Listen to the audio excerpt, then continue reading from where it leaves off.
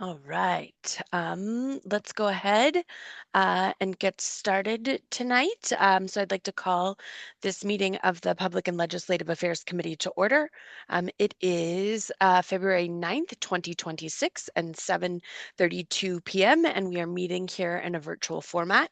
And I would love if folks could introduce themselves because we have our student representative here tonight as well. So I'll start and then pass it to somebody and then they can pass it to somebody else. So I'm Sarah Lentz. My pronouns are she, hers. I'm chair of the board and also chair of this committee. And I'll pass it to Dr. Valenzuela. Grace Valenzuela, I'm the executive director for Family and Community Partnerships. And I'll pass this to Jane. Hi, Jane Sawtelle, board member at large. And I'm going to pass it to Ali. Ali, District 2, school board. And pass it to superintendent. Evening, everybody. Ryan Scallon, Superintendent of Portland Public Schools, and I'm happy to pass it to our student representative. Safa Mohammed, pronouns are she, her, Deering High School school representative. Is there anyone else I need to pass it to? That's it. Okay. That's it. And well done. Everyone gets a gold star for managing that so well. It doesn't always happen like that. So just thank you for that. And then I just wanted to make an opportunity to give public comment. If anybody would like to give public comment, it looks like we do not have any attendees right now. So I'll go ahead and just close public comment. And we'll skip those rules. So tonight we have a couple of things on the agenda. First, just reviewing the headlines from the governor's proposed budget, because I think that might have some implications on our district. Giving the headlines from the latest report from MEPRI, who has been doing a lot of research on the EPS funding formula, and they've started to release some recommendations. So I think it will be helpful to go over those. Just to revisit community engagement, I know those dates are coming up, and just to make sure if there's any other questions around those, to put together a draft agenda for a Portland delegation meeting, and then finally look at any legislation that is coming up this week, which there's not going to be a lot of this week. So I think we'll probably have a shorter meeting. And then Dr. Valenzuela also has an update on some of the action steps that we took last week. So I'm happy to start. Is there actually, before I start, is there anything else that anybody wanted to add to the agenda? Okay, beautiful. I'm going to change my view there so I can see everybody's face. Great. So the governor's proposed budget, Governor Mills has put out some recommendations for the state. It still has to go through a decent process, but this is a year that she is also trying to use money from basically a giant rainy day fund or reserves at the state level. But in terms of education, there are several things that have been named by her. Again, these still have to go through a process, so they're not done deals. But one of those things is to continue to maintain 55% education funding. And as a reminder, that is 50% across the state, not per district. So, in Portland, we're close to 15% funded by the state in relation to our overall budget. But that is something that the state is trying to maintain the current level of, which has really only been around for a handful of years, maybe 5 years. They've been funding at that level. So they want to hold on to that. There was a plan introduced within her proposed budget to increase the minimum teacher salary to $50,000 by 2029. There's a tiered kind of way that would happen over the next couple of years. But I just wanted to put that on folks' radars because I think that would have implications on us. And it's not totally clear from the language that I've seen. Yeah, Superintendent Scallon, you want to jump in if you know more? I was just going to add that we're there. Oh, great. And are you clear that it is is it all staff or just teacher salaries? It's teachers. And we just got there in the last 2 years, right? In the Okay, last contract, so the one that just great. settled last year. Mhm. Great. Beautiful. Okay, so other people need to watch that. We don't, which is great. Governor Mills also is hoping to implement a ban on cell phones across the state, which is great because we are already, that's another one that doesn't impact us because we already did it. But she is hoping to allocate some money there, which I don't know if we'll be able to tap into or not, but we'll keep an eye on that if it does become a reality. Um, we mentioned this last time around school bus safety initiatives. She is hoping to retrofit all of our school buses across the state with safety arms that come down when buses stop, and then also some like uh, door pinching technology that keeps the doors from closing if something is pinched within them, and allocating almost $6 million to do that. Of course, that is in response to the several student deaths that we've seen in the last year. But I think it is a good thing that to make this mandate that they're also going to fund it, which is great. And then finally, another big one for schools, and then I'll open it up to you, Superintendent and Dr. Valenzuela, if there's anything else that you've heard about the budget, but just the AI guidance for schools. I think that this is becoming more of a topic at the state level, and so she's proposing to put some money there to have the DOE start to make a toolkit, do some research, and start to, have more structure around AI and how we're using it in education. Anything anybody else has heard about what's coming up in the budget? Or the proposed budget, I should say? No? Okay. Not that specifically in, but just things that are not in yet, or at least don't appear to be, that could have significant impact. So any adjustments in major construction Mm, yeah. and seeing funding shifted for that could impact the high school for the future work. And then you mentioned this earlier, but the work around the EPS funding formula. And obviously that's not just in the budget, but in Yeah. several other spots, but seeing how that evolves in this. Yeah. Yeah, and I would also hope that maybe some housing pieces might come from that as well. Um, so actually, Dr. Valenzuela, do you want to give an update on your conversation with Michael Brennan? So, if you remember the last time we met, was the end of January before the board meeting, we had presented to you a report on our housing grants, preventing homelessness grants that we had. So I sort of gave that same information to him and provided him with the recordings of the meetings and the summary of the data in terms of how LD 747 and LD 384 assisted us in providing assistance to families needing housing stabilization. And it's now very even more critical as we have been seeing a huge increase in requests from families who sheltered for safety and uh, wanted to present that to him to talk about where it is now in the legislative process, if there is some funds that would be appropriated for those those bills that were extended. FAP was extended through March of this year, and the shop was extended through the end of June.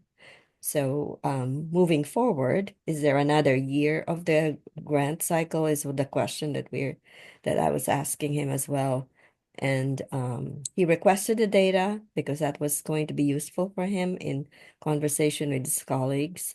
And I provided that information to him. Thank you so much for doing that outreach and just the for having the research already at the or the data already at the ready so that we can share kind of the impact that's been happening, and hopefully he can do some good advocating there. Any questions about that from anybody? Okay. Then I think all of this is kind of in the same bucket. So MEPRI, just for a reminder, is the Maine Education Policy Research Institute, and they were tasked with over the last year really looking into the EPS funding formula and understanding where there are some pieces of that formula that are no longer serving districts across the state, and they were charged with coming up with some recommendations. So they have been presenting their findings over the course of a series of months. And this is the first presentation last week that they did with some recommendations in it. The report that they put out with those recommendations is about 37 pages long. Not about, it is. I was just looking at it today. It's pretty dense, and much like the EPS funding formula, it's kind of hard to understand if you don't know all the ways that the factors kind of connect and overlap. So I'm just going to go into the headlines of this, but I think it would be helpful for everyone to put their eyes on that themselves and kind of figure out what questions we have. And if I do think that this is a place where we could use some community advocacy once we understand where we need to position ourselves on that. So I think all of us having some understanding. And I don't know if we could maybe get MEPRI to come and present to us, or something else if we have questions. But I'll just start with the headlines, and we'll see where we go. So there is. And I know, Superintendent, you are deep within the EPS funding formula right now. So if there's context on any of these, please feel free to jump in. But the first recommendation was to re-index the regional adjustment values to align with minimum base salary in places. Like right now, they're using an average salary around regional adjustments, and they're recommending to change that. I do believe that most of these recommendations would benefit Portland because we are, our cost of living is higher, our salaries are higher, which isn't always the case across every district in the state. But it would be taking into consideration those things, which I think would be good for us. The second recommendation was to incorporate community income levels into ability to contribute calculations when allocating state subsidy. So right now, that's primarily based on the valuation.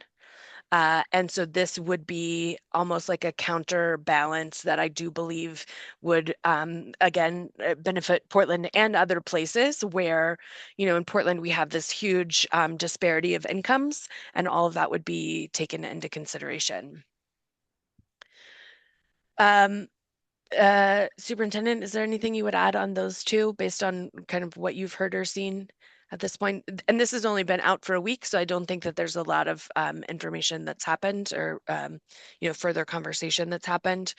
And then there's two more recommendations. One is to update selected model parameters for adequacy, which is a lot of words that I had to figure out, but it's things like transportation and other costs that haven't caught up since the EPS formula was adopted.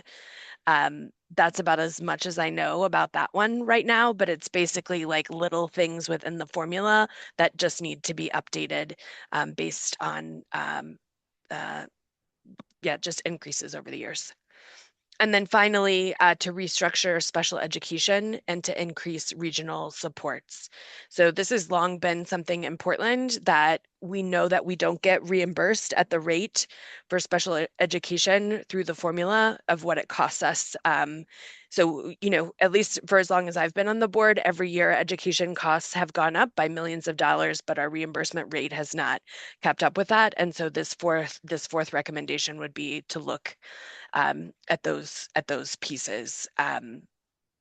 Yeah. So I think these did make me hopeful, but also it is unclear kind of like the path that this will take. The education committee this week will actually start to try to have some conversation to draft bills in response to this report. So they have several work sessions happening this week. As far as I have seen, there isn't a venue for public comment at this point. But that's kind of how I see it moving forward as they start to make bills, and then hopefully something turns into a bill. But yeah, I'm curious like what people think or have questions about that we can find answers to on this.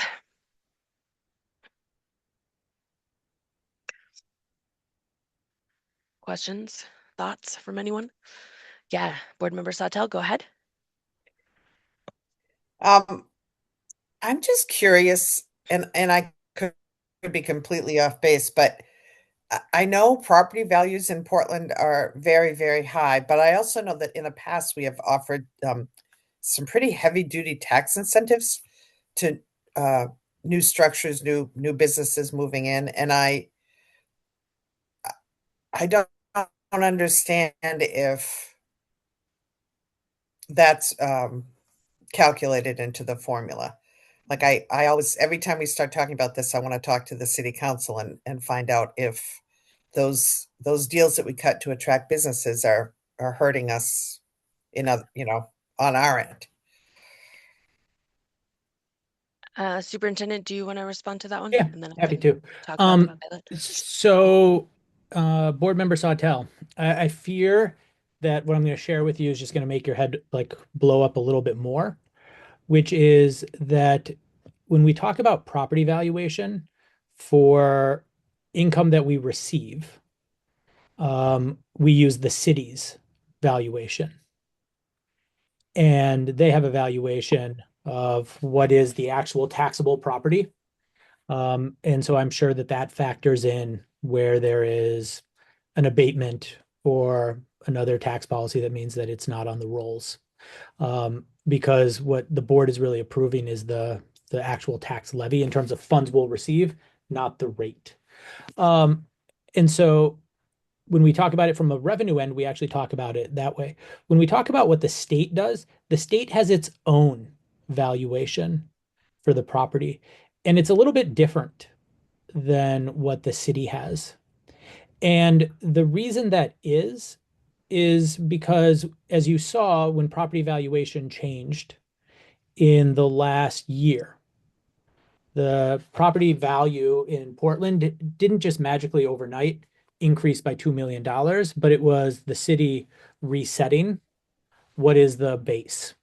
And so if the state didn't have its own way of looking at it, you could have a city that artificially keeps down its property valuation so that their ability to pay in the EPS funding formula looks lower. And so they have what I forget their exact term for it, but it basically normalizes it so that everybody's valued at 100%. How they then handle the abatements, I'm not sure. That's actually a good question. My gut is that they don't think about that and that they simply include those properties. But they do exclude non-taxable properties. So they will take out things like Maine Medical as an example in there. If you were, I can show you tomorrow if it's helpful for the whole board. The valuation that the state has for Portland is slightly higher than what the city has for valuation, but it's actually closer than it was 3 years ago. So, yeah. Yeah. The other thing that is happening at the city council level, though, is they are looking at a program. It's called a pilot program, which is a payment in lieu of taxes, so that the bigger institutions, like the Maine Med, USM, public buildings like that, not public buildings, but big nonprofits would make a payment to the city voluntarily because they are using city services, even though they are not mandated to do so. As you can imagine, it's a pretty contentious piece of policy that a lot of people are grappling with in the city. But I think it really points to the thing that we keep coming back to year after year, which is we need another revenue stream at least within this city to keep up or to decrease the tax burden that continues to be going to taxpayers.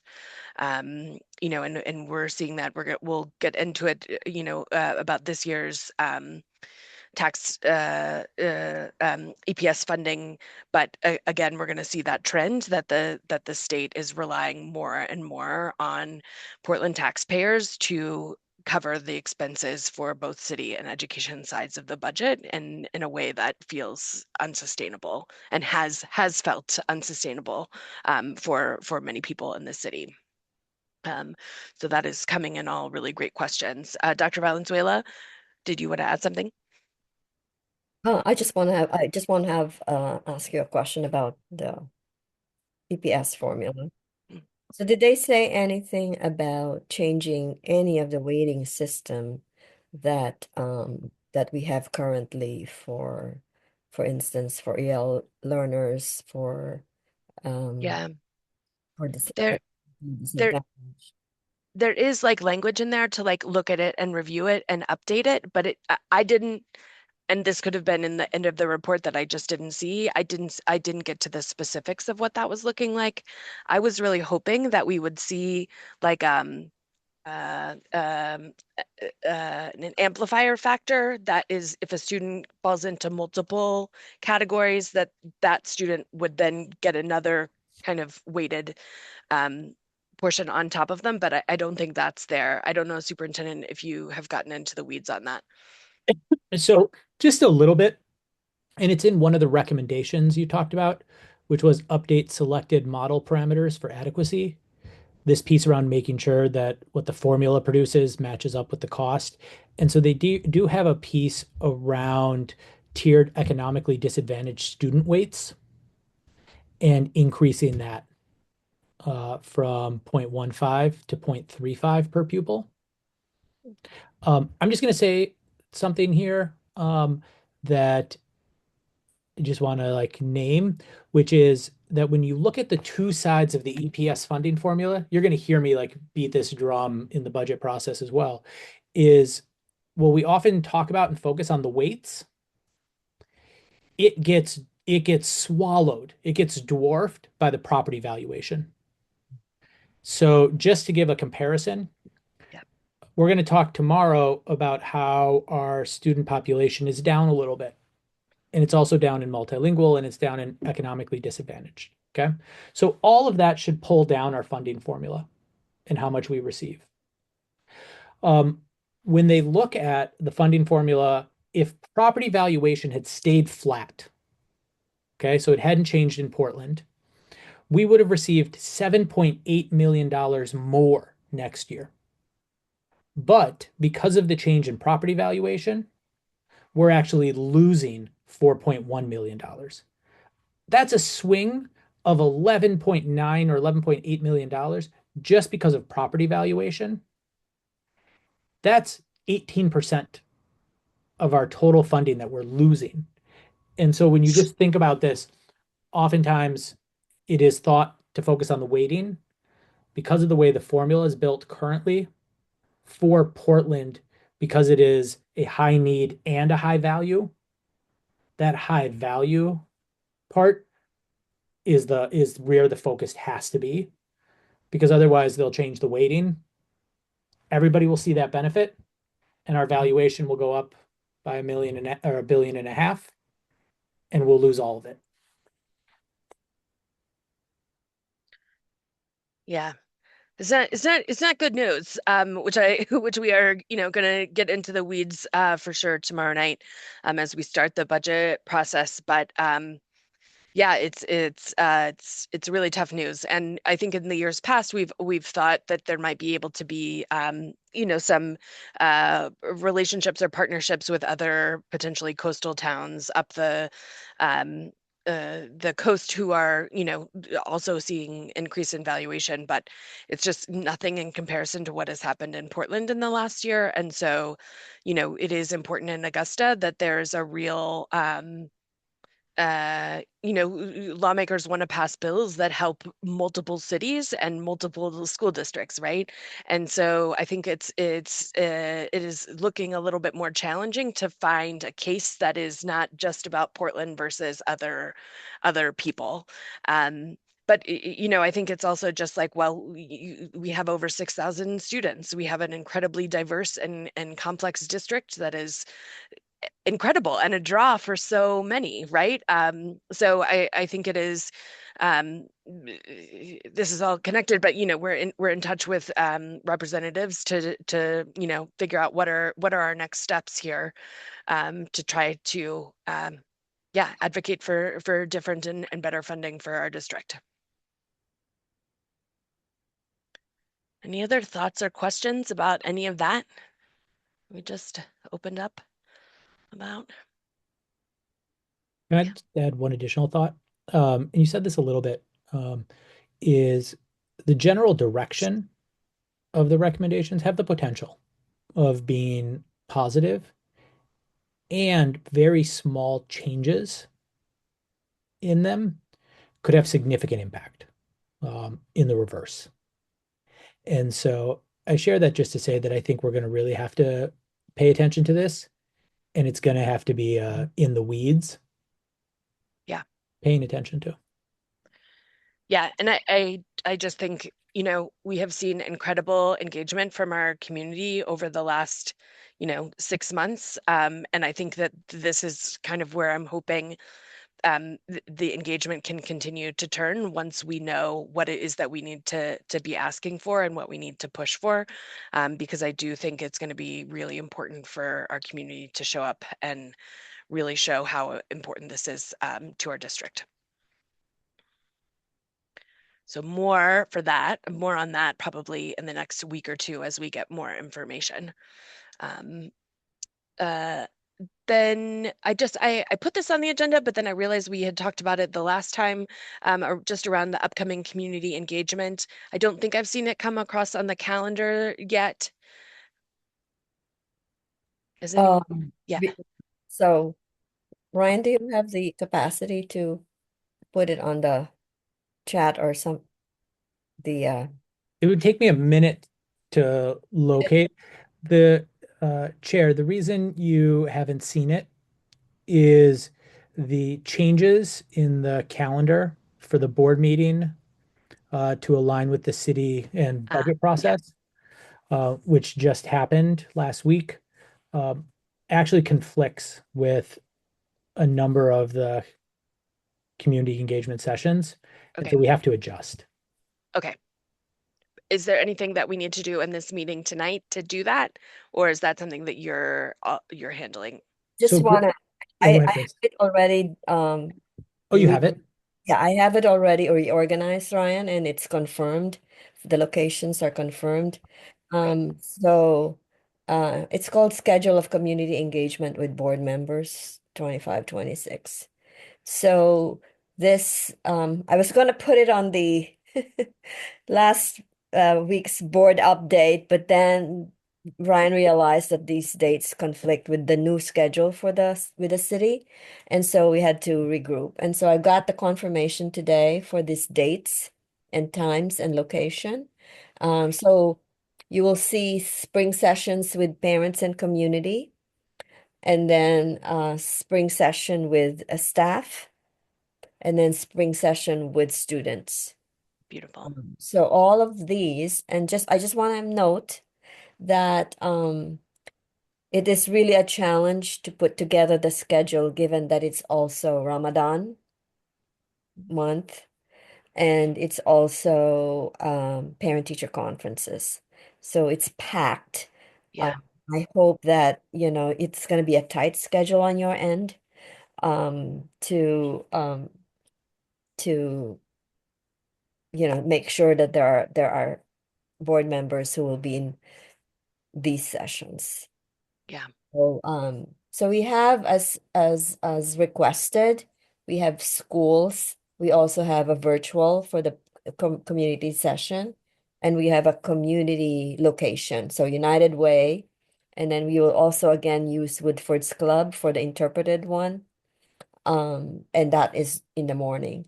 And the virtual one, this is an experiment. Let's see if I put in lunch hour, because if we do it at night, it conflicts with all kinds of parent-teacher conferences. So I like, let's try to see during lunchtime, maybe people are going to tune in. Let's see what that looks like. Um, and then for our session with staff, I had two in-person meetings, a Deering and King, and then I have a virtual one. And these are sort of like on days that Awesome. early releases for we're not going late into the night for conferences. And then I have a schedule with all of the schools, secondary schools for your student engagement. And those Beautiful. are during the day. So sometimes that's harder for people who are working, but I just want to I want it to be as early as possible that you have it on your calendar. So Kate has this and that's now confirmed. So she's gonna put that on the calendar, but Awesome. I'll put it as well on this coming Friday's board update. Beautiful. That is wonderful. Yeah, I'm starting to see my March calendar fill up, so I am excited to get those dates and hold them, and then we can get them out to the board as well. So just appreciate that. And could one of you just send me the link to this so that I can put it in the committee um, report for the next board meeting, or the next board meeting after the one tomorrow? Beautiful. Awesome. And then in terms of upcoming, sorry, before we do that, any questions on that schedule? And Safa, if there is a way for you to join any of the secondary ones with the students, we would be more than welcome to have you there. All right. Just let me know when and I'll see Yeah, if I can. beautiful. And board member Sawtell, as the student liaison, maybe you can help with them figure out if they can go. Awesome. Sure. While we're sh sharing things with Safa, can somebody send her the link to the bill tracker too? Oh, yeah.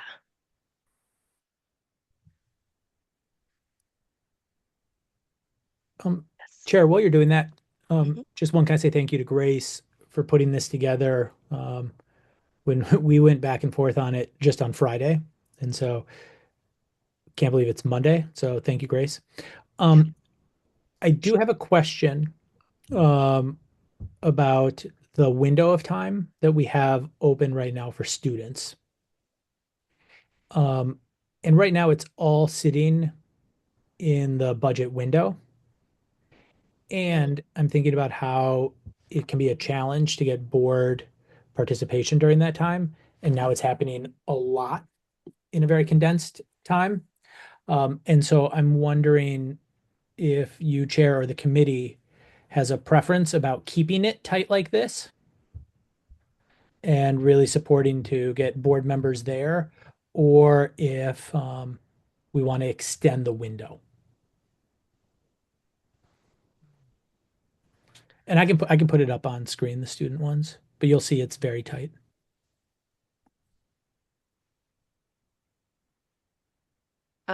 What do other people think? Board And member Grace, feel free to Sawtell, chime in too. yeah, I know you go to a lot of the daytime ones. I mean, it's easy for me. I'm retired. So, you know, I, I And worry more about um, other members who need to work around a much tighter schedule. So, yeah, it would be nice to have more people there from the board, mhm, but I'm not sure that moving it out to, April is going to make things any easier in that way. yeah, I'm hesitating because I'm looking at times and yeah. I oh yeah, Ali, go ahead. Yeah, I mean, I have a pretty like usually busy schedule, and it's like not set on a weekly basis. But usually in the evenings is when I can attend some of the um hearings and whatever, community hearings. Yeah, so for me, it's just like it just depends. It depends. Like business is gonna go longer. I also have my daughter full time now, so that's another thing I have to find childcare, which I can obviously I can do. But it just depends. So my days are sometimes busy, sometimes not. So I can't really give any times for. But I always try to. Yeah. Um, yeah. I mean, I'm tempted to keep it the way that it is and just try to get people there. Um, ugh, but yeah, especially because you've already confirmed all of these. So I think we should move forward with it as it is. And if it seems like we're not able to fill some of them, then maybe we could move those individual ones rather than moving them all to April. Dr. Valenzuela, does that sound okay to you? Yes, Okay, and these are all also already on the calendars of all the principals. They're the ones that gave us those dates. great.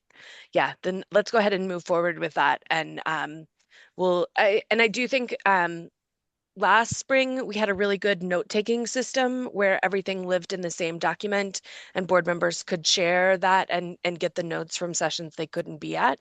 So let's just plan to do that as well, to make sure we just have good notes. So even if we only have 2 board members at each of the student sessions, that the notes are kept and we can share that knowledge with everybody else. Yeah, thank you. Thank you. It's so great to see the whole schedule right in front of us. And yeah, no, I already feel all the layers coming together. So, Grace, I just appreciate how you've navigated that to get our roadmap set. Um, and then anything else about that before we move on to the last agenda item?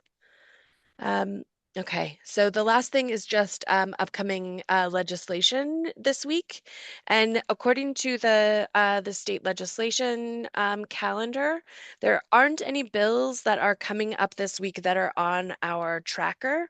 Um, and so the only things that are coming up are around the creation of bills for the EPS funding report. And there's several work sessions on that. So I think it's something that we should be keeping an eye on to see what comes out of it. But I don't believe that there's anything this week that we need to be providing testimony on or um, doing any other specific action. Unless somebody has heard of something that that says otherwise, from what I could see on the website, there doesn't seem to be anything coming up that we've marked as priority. Yeah, and the update of the request that you guys asked me, they canceled the meeting, the full advocacy meeting this week, so I wasn't able to get that information. So no updates on any of those. Awesome. Thanks for letting us know. Board Member Sautel? Along the lines of, you know, public affairs as opposed to legislative affairs, the Protect Girls Sports organization got their petition to be on the ballot. I'm not sure if that's the November ballot or, and that's something I think we really need to stay ahead of and Yep. paying attention to. I can add that to the tracker just so that it stays on our radar to follow what's happening. And I'm also just not sure what organizations are going to be organizing around that. So we'll keep an eye on that as well. Probably a lot of out of state money coming in. Yeah, 100%. Yeah, it's going to be an ugly one, I would guess. Yeah, Dr. Valenzuela. I was just wondering, instead of waiting for, or in addition to waiting for what legislators are going to put together as bills for the newly recommended EPS formula, are there ideas that we have that we can ask our delegation to put together a bill for us to respond to our particular issue related to funding? Yeah, thank you for saying that because I also realized I jumped over one agenda item, which was planning for a Portland delegation meeting of some sort. Board member Ali mentioned this to Superintendent Scallon. I don't know if you want to talk more about it, Board member Ali. Yeah, Scallon, do you want to go ahead and talk about the problem, or you kind of already did earlier? I mean, I already did a little bit, but I can just voice over 2 years ago. I think it was. We did a breakfast with the delegation and had 6, 7, I think, members there to meet with the board and some staff. And when board member Ali and I were meeting last week, he mentioned this, and it sort of reminded me of the fact that we did that.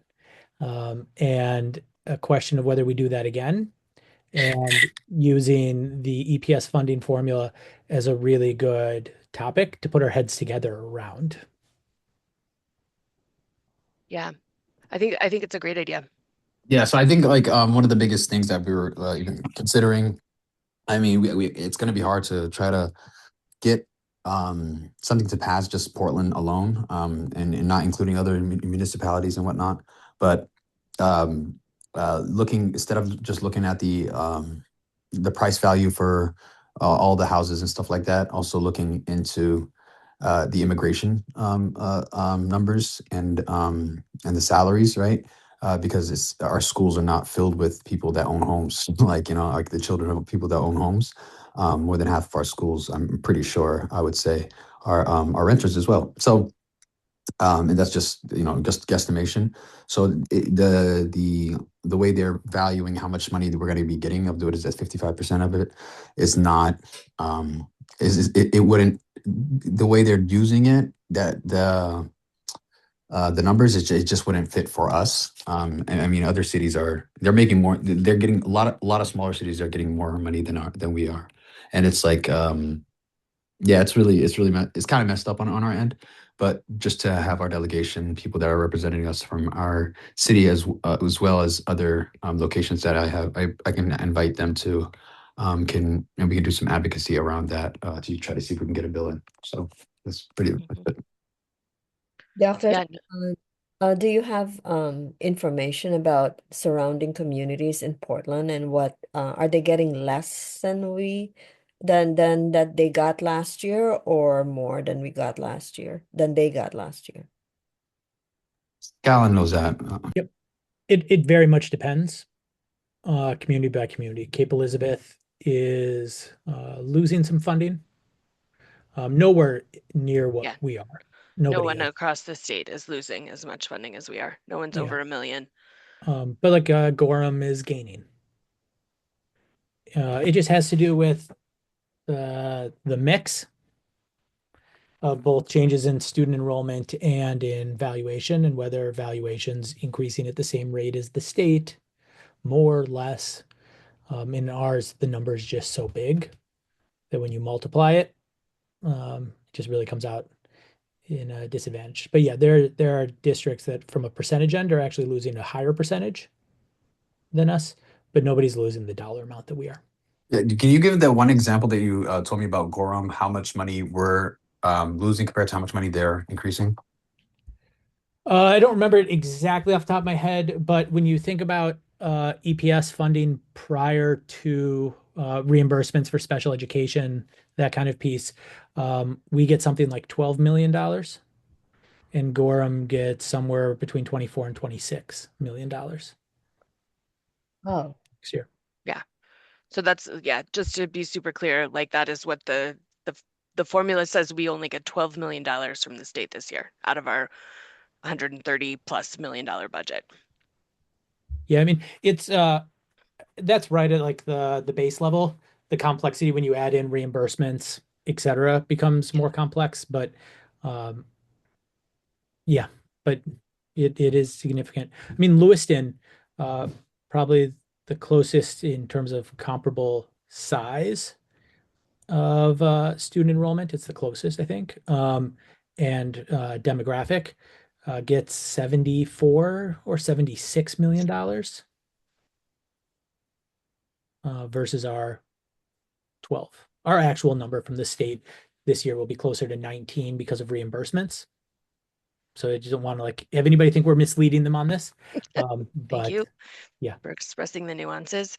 But to go back to what you just said, Dr. Valenzuela, I think you're right. Like, I think that we need to figure out, like, again, based on kind of like what we hear from some of our legislators, like what is the ask that we want to make in terms of the language that needs to be there, and what are the things that we're hoping will change.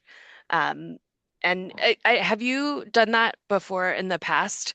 I don't think it's happened since I've been on the board, but like working on a bill language as a committee or as the district.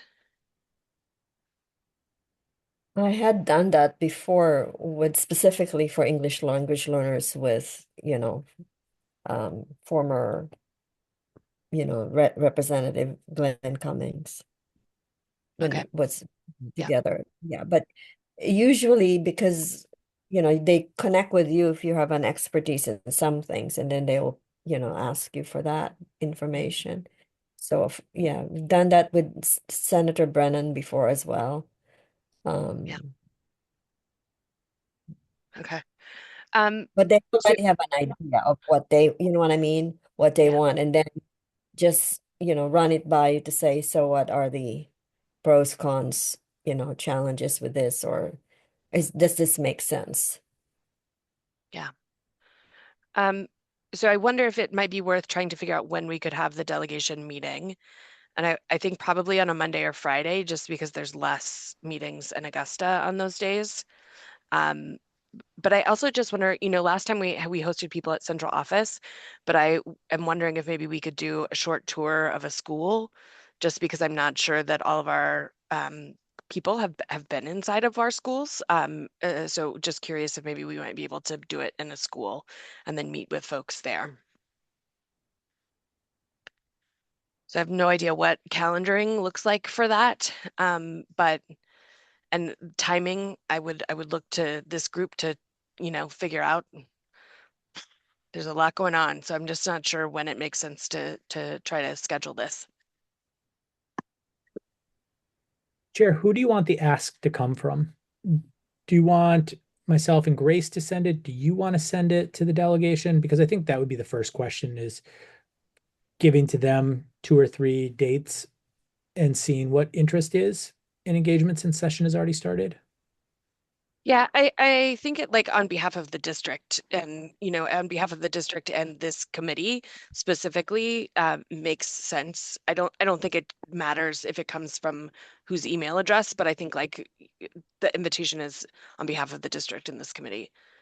Great. Yeah, how about Grace? How about you and I tag team this tomorrow and Wednesday and share back out with the committee just a quick draft? Um, and we'll pick 3 dates that look like they're okay Great, based on school calendars great. and share that out. That sounds good. Okay. Awesome. Any other thoughts? Questions? Okay, then I'm going to go ahead and motion to adjourn. Is there a second? Thanks, Board I'm Member cooking. Ali. I hope it's delicious. It's, Um, it's all, it's lamb. Yes, it's going to oh, be. oh, beautiful. All those in favor of adjourning? That is unanimous. Okay, so we'll see. So we are adjourned at 8:20 p.m. And I will see you all tomorrow at the board meeting. Take good care.